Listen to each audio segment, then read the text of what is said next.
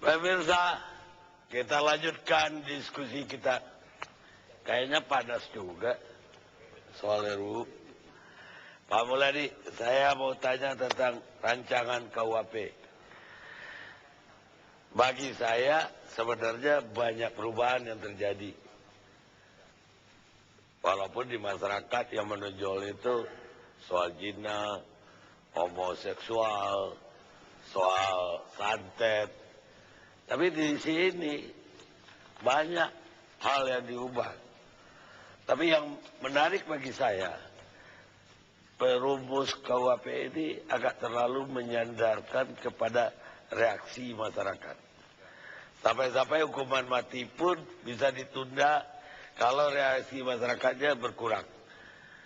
Jadi juga zina digandengkan lagi dengan reaksi publik.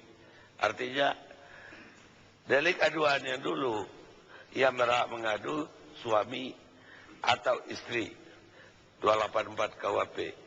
Tapi sekarang malah pihak ketiga. Dan ini susah sekali menurut saya. Pihak ketiga ini benar-benar tersinggung atau kena sentimen juga bisa. Jadi kriterianya agak susah. Dan kalau reaksi masyarakat terhadap hukuman mati, hukuman tutupan, itu bisa dikerahkan, Pak. Orang bisa mengerahkan, menyewa orang untuk demo tiap hari supaya hukumnya berubah. Jadi saya minta Pak Mulyadi menanggapinya. Suatu undang-undang yang baik, Pak Arni, harus menyerap 4 aspirasi. Satu adalah aspirasi pemerintah, suprastruktur. Terus kita dengar. Karena mereka yang sehari-hari berpengalaman menjalankan pemerintahan. Yang kedua adalah aspirasi infrastruktur. Aspirasi masyarakat dan tokoh-tokoh masyarakat. Yang ketiga adalah aspirasi kepakaran. Karena di sini orang bicara prinsipal satu asas. Dan yang sekarang juga aspirasi global melalui konvensi-konvensi internasional. Jadi 4 itu digunakan waktu kita menyusun rancangan KUHP, ya, dan sudah melalui perdebatan dengan diskusi dengan guru-guru besar dari negara lain dan juga dengan diseminarkan berkali-kali. Jadi khusus mengenai masalah pihak ketiga tadi, itu berkaitan dengan kejahatan kesusilaan. Jadi kalau kita bicara tentang persinahan, ya, itu kena berubah. Persinahan itu kita membedakan antara 3 hal. Satu adalah yang namanya adultery. Adultery itu persinahan seperti yang ada dalam KUHP sekarang, yang terikat dengan perkawinan salah satu. Ya. Yang kedua yang disebut sebagai fornication. Fornication itu persetubuhan antara laki-laki perempuan dewasa yang tidak terikat perkawinan. Itu fornication. Yang keempat adalah cohabitation, itu adalah kumpul kebo. Kumpul kebo orang hidup bersama di luar kawin dalam satu rumah, suatu tempat. Nah di sini menimbulkan masalah yaitu yang disebut sebagai fornication dan cohabitation itu, karena dalam KUHP sekarang tidak ada, ya. Tetapi kita memasukkan itu, ya. Misalnya orang kumpul kebo di suatu kampung Muslim misalnya, itu kan menurut definisi zina tokoh-tokoh Islam yang kita dengar, zina itu tidak harus terikat perkawinan. Hubungan seksual antara orang yang tidak sah, tidak diakui masyarakat, tidak terikat perkawinan itu suatu perzinahan, mukah dan sebagainya. Jadi kalau istri tidak ada, suami tidak ada, yang bisa bereaksi adalah lingkungan. Lingkungan itu adalah pihak ketiga ini. Keberatan, misalnya ketua RT-nya atau tokoh masyarakat yang ada di situ, itu berhak mengadu. Begitu juga cohabitation, itu kumpul kebo, dan juga fornication, persetubuhan orang dewasa di luar kawin. Jadi reaksi masyarakat juga harus kita pertimbangkan. Di daerah-daerah tertentu yang namanya kumpul kebo itu diizinkan, seperti kata Pak Diamsa, ada di Mentawai, ada di Baku Piara di beberapa daerah dan sebagainya.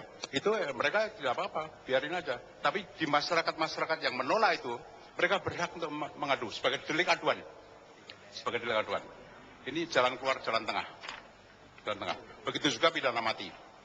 Pidana mati itu, ya. Saya mungkin nggak mempersoalkan itu dulu, Pak. Dalam rancangan Bapak ini ada yang aneh, Mas saya. Ya.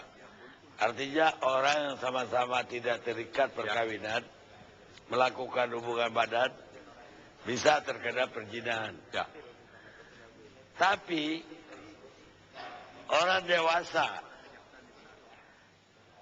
yang sejenis melakukan hubungan badan malah halal menurut rumusan ini. Jadi kalau masalah Tidak bisa homoseksualitas terkait. Jadi homo lebih halal dibanding hubungan lawan jenis. homo itu di seluruh dunia menjadi pro kontra, dianggap hak asasi, dan apa yang dimasukkan dalam RUKP itu meniru KUHP yang lalu. Kita tidak berani merubah, tidak merubah. Tapi kalau kita sudah menyinggung homoseksual harus dipidana, weker itu, weker. Jadi yang dinyatakan sebagai homo itu di situ adalah dewasa terhadap anak-anak di bawah 18 tahun. Jadi kalau antar anak-anak maupun sama-sama dewasa itu di KUHP sekarang pun tidak. Tapi kalau kita lari ke agama, bukankah homo itu lebih berat hukumannya? Kenapa itu halal di rumusan Bapak? Wah, itu harus tanya orang-orang Belanda dulu itu. Tapi saya setuju kalau mau dipidana, saya kira banyak yang pro juga. Tapi yang kontra. Satu lagi pertanyaan saya. Ya. Pornografi, orang yang memproduksi porno, Ya. orang yang menyimpan gambar porno, Ya. ancamannya 12 tahun loh. Ya. Memproduksi, menyimpan, mengirimkan. Perkosaan juga 12 tahun. Ya. Jadi perkosaan dalam unsur kekerasan. Ini stratifikasi sentencingnya bagi saya timpang. Karena kelompok-kelompok kejahatan itu sudah dilihat ada unsur kekerasan apa tidak. Kemudian kepentingan hukum yang dilanggar, apa kepentingan negara, kepentingan pribadi, kepentingan kesusilaan, kepentingan. Bagi saya lebih berat perkosaan itu melanggar kepentingan publik dibanding Bung Jiwo Tejo nyimpan gambar porno satu di foto di apa aja, Ya. di BB-nya. Ya. Nggak ada orang yang terganggu. Ya. Tapi dia 12 tahun penjara. Yang memperkosa 12 juga. Ini gimana, Pak? Jadi ada konsep yang namanya victimologi ya, victimless crime. Tindak pidana itu harus ada korban. Kalau kita bicara di barat itu namanya kejahatan tanpa korban, seperti perzinahan, perjudian, itu korbannya tidak ada sama uangnya sendiri, enak-enaknya sendiri, perzinahan ya. Tapi di Indonesia yang namanya victim itu harus didefinisikan dalam konteks sosial. Yang korban itu tidak hanya pribadi yang terlibat, tapi juga masyarakat sekitar. Masyarakat sekitar. Jadi konsep victimless crime, crime without victim itu harus berbeda antara konsep barat dan konsep Indonesia. Ini yang banyak diperdebatkan pada waktu menyusun RUU ini. Seperti kumpul kebo juga demikian. Wah, kumpul kebo itu apa yang dilanggar, uang itu kepentingan pribadinya sendiri, berjudi juga demikian. Uang bangunnya sendiri. Tapi Indonesia tidak menganut konsep victimless crime dalam arti konsep individualistik. Kita victim harus diartikan dalam konteks sosial. Mempertimbangkan masalah agama, masalah social environment dan sebagainya. Iya, tapi perkosaan seandainya Bapak ngancam perkosaan itu hukuman mati, kemudian porno 12 tahun, nalar saya masih menyambung, Pak. Tapi kalau perkosaan sama yang nyimpan porno 12 tahun, Ya. ini rasanya perumusnya nggak adil gitu. Ya itu bisa diperdebatkan kalau masalah pidana ya. Tapi kalau perkosaan itu memang sudah standarnya. Di KUHP sekarang pun 12 tahun ancamannya. Hanya pengertian perkosaan diperluas. Ada yang namanya statutory rape. Perkosaan karena undang-undang. Jadi kalau kita suka sama perempuan pelacur misalnya, tapi anak itu berumur 14 tahun ke bawah, itu dianggap perkosaan. Itu statutory rape. Atau oral, anal, dan sebagainya itu juga. Tapi ancaman pidananya memang itu ada penyusunan sendiri yang membuat satu kategorisasi tentang kepentingan hukum yang dilanggar. Iya, tapi bagaimana ya pornografi yang hukumannya cuma di KUHP berapa bulan, Pak Rasul? Sekarang ada kalau nggak salah cuma ya. berapa bulan? Jadi itu diambil dari undang-undang pornografi, Pak. Iya, jadi 12 tahun. Apa enggak berlebihan? Kalau orang menyimpan satu gambar majalah lah, banyak sekali jadi majalah dalam yang pembaharuan KUHP itu ada 3 hal yang dibahas. 3 permasalahan pokok dalam hukum pidana. Satu adalah perbuatan yang bersifat melawan hukum. Yang 2 pertanggungjawaban pidana. Yang 3 sanksi pidana dan tindakan. Jadi 3 ini memang harus dibahas secara mendalam.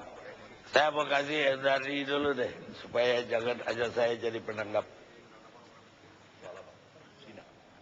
Zina, pornografi, ternyata porno dengan perkosaan sama ancaman hukumannya. Ya, saya kira dalam RUU KUHP yang baru itu kan tidak banyak perubahan, cuma ada perubahan. Banyak loh. Iya, Saya udah untuk zina itu pihak ketiga tadi yang ini, sebelumnya nggak ada. Ya, tapi terhadap soal ini saya berkomentar singkat saja bahwa secara prinsip soal hubungan seksual itu adalah soal hak sipil yang takarannya itu diukur berdasarkan seberapa jauh negara dapat menjauh dari kehidupan sipil warga negara. Ya, makin jauh negara berada di lingkup itu semakin respect suatu negara terhadap hak asasi. Tapi semakin sebaliknya, semakin negara merasuk pada hak sipil seseorang, maka semakin buruk reputasi negara. Negara itu mesti hadir kalau kebebasan itu terganggu atau mengganggu. Ya, keduanya itu misalnya di dalam konteks begini. Saya setuju misalnya ada pasal soal pencabulan terhadap anak atau eksploitasi perempuan. Maka negara wajib hadir di situ. Ya, apalagi kalau kita lihat rumusan yang baru dengan mencantumkan pihak ketiga, itu bisa dibayangkan bahwa isu zina ini akan menjadi satu kapital yang besar, modal yang besar bagi untuk saling menjatuhkan antar pihak-pihak yang memiliki kepentingan di situ. Ya, bukan soal saya setuju atau tidak setuju pada soal zina, tapi penegakannya nyata-nyata rumit dan bakal potensial menjadi penyalahgunaan. Nah, dan saya kira perlu dicatat bahwa satu perumusan perundang-undangan yang bias dan semakin tidak pasti ini justru akan membuat ketidakpastian hukum. Baik, Kaligis atau asistennya mau menanggapi soal overspell. Ada tanggapan?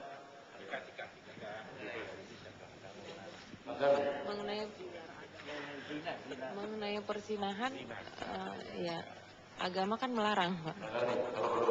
Saya lanjutkan sedikit. Oke, silakan. Ya, kita bisa bayangkan nanti berapa jumlah polisi yang harus disediakan untuk melayani aduan pihak ketiga, ya, yang mengolah soal persinahan ini untuk tujuan-tujuan yang tidak benar, gitu. Dan kemudian juga perlu dicatat dalam soal moralitas ini, publik itu tidak membutuhkan pembuktian, ya, selama ini pengalamannya. Sekali seorang dianggap sebagai penzina, maka seketika rontok pula reputasi seseorang. Itu bahayanya, gitu. Kalau itu tidak diperhitungkan. Jadi saya berpendapat soal-soal yang seperti ini tidak menjadi urusan negara lah, ya. Negara tidak usah urus hal-hal yang beginian, gitu. Ya, ada pendapat juga yang begini, melindungi bahwa ini untuk tujuan melindungi keluarga, katanya. Ya, memang betul, tapi ketentuan konstitusi itu pasal 28I itu berbunyi tentang hak untuk membentuk keluarga dan melanjutkan keturunan. Nah, apa yang saya ingin garis bawahi, yang di sini adalah sesungguhnya hak yang ditekankan, bukan kewajiban dari negara. Ya, jadi itu nggak bisa dibalik jadi semacam kewajiban dari negara. Ya, orientasi seksual itu adalah pilihan seseorang, maka negara tidak bisa mewajibkan orang untuk memiliki orientasi seksual yang seragam. Baik, saya mau ke Pak Muladi lagi sebelum ditanggapi yang lain. Pasal 685. Apa maksud Bapak itu dilarang kawin siri? Karena di sini adalah melangsungkan perkawinan seseorang padahal mengetahui bahwa perkawinan dan perkawinannya yang sudah ada pada waktu itu menjadi halangan yang sah baginya untuk kawin lagi. Dan ancamannya 7 tahun penjara. Hah?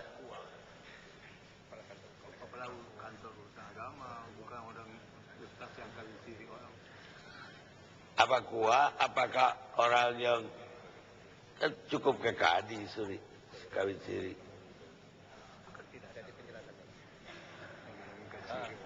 Pak Gardi, saya masuk ke sini. Ini ada kekeliruan tadi. Yang Pak Gardi mengatakan 12 tahun tentang pornografi, itu bukan orang yang menyimpan. Itu diatur di dalam pasal 468. Jadi ini ada keliru tadi. Pasal 468 itu menyebutkan setiap orang yang memproduksi, membuat, memperbanyak, menggandakan, menyebarluaskan, menyiarkan, mengimpor, mengekspor, menawarkan, memperjualbelikan, menyewakan, atau menyediakan pornografi diancam minimum 6 bulan dan paling lama 12 tahun. Jadi bukan orang yang menyimpan dalam HP itu. Dalam HP itu ada lain nanti pasal yang mengatur itu, kalau saya tidak keliru ancaman maksimumnya paling tinggi 4 tahun. Jadi tadi pengedarnya yang memproduksinya, Pak. Membuat.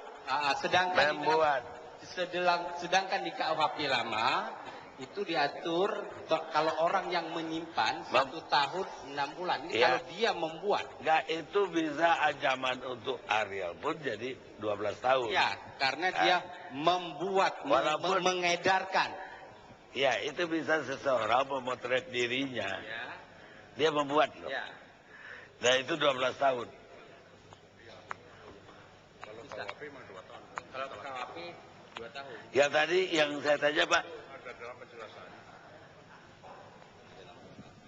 Penjelasannya adalah yang dimaksud dengan setiap orang yang berwenang mengawinkan adalah pejabat sesuai dengan ketentuan dalam Undang-Undang tentang Perkawinan beserta peraturan pelaksana. jadi gua nggak boleh mengawinkan lagi orang yang sudah kawin. Ada peraturannya kan, ada syarat-syaratnya kan. Harus seizin dari istri yang pertama yang tua kan. Ya. Ya, artinya tidak boleh gua mengawinkan kawin siri. Ya. Jadi untuk Bukan yang siri, tidak bagian ada kawin siri. siri, Kawin resmi Pak. Kawin 7 resmi. tahun penjara. Kita rehat sejenak.